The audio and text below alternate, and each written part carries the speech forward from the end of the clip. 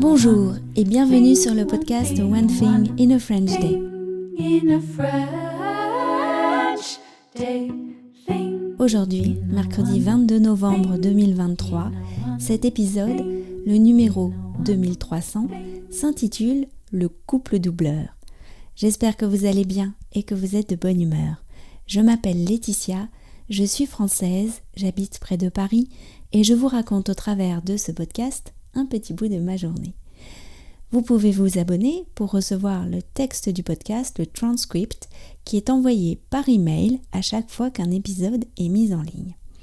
Et je vous assure que recevoir le transcript est un excellent outil pour améliorer votre compréhension du français. Il y a plein de moyens de l'utiliser et il existe en 2 formules. Une à 3 € avec le texte seul et une version enrichie à 5,90 € avec des notes, des tournures de phrases utiles, etc. Vous pouvez découvrir tous les avantages qu'il y a à recevoir le transcript sur le site du podcast onethinginafrenchday.com. Le couple doubleur. Sans tout vous dévoiler, Anne-Laure et moi préparons une série d'épisodes pour bientôt sur un thème particulier de la vie artistique parisienne. Jeudi dernier, nous avons commencé les enregistrements à Paris. Mais jeudi, à Paris, il a plu toute la journée, alors qu'il faisait si beau la veille. Après nos pérégrinations, les pieds mouillés, les jambes fatiguées et sous nos parapluies, nous sommes arrivés au musée. Cette visite, je ne vous dirai pas où pour l'instant, devait clore notre journée. Avant de pouvoir entrer, nous avons fait la queue une bonne demi-heure.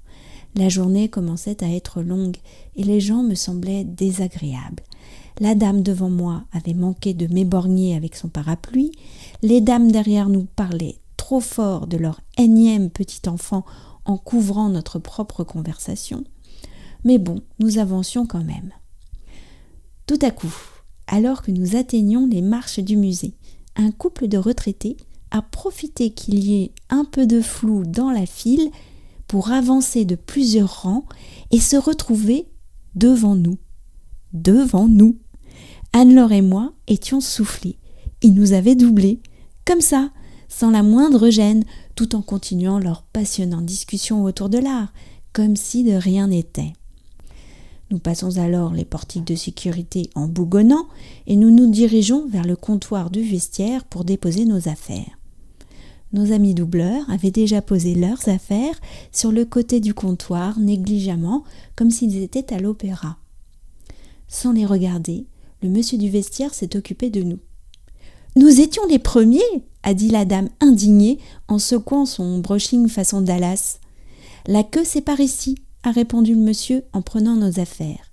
Cela faisait plusieurs fois qu'il le répétait. Oh, les pauvres doubleurs!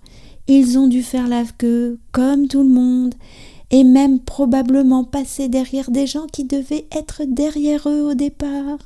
C'est vraiment horrible. Anne-Laure et moi avons ri sous cap, tel est pris qui croyait prendre. One Thing in a French Day, c'est fini pour aujourd'hui. Je vous retrouve vendredi pour un nouvel épisode du podcast. À bientôt, au revoir.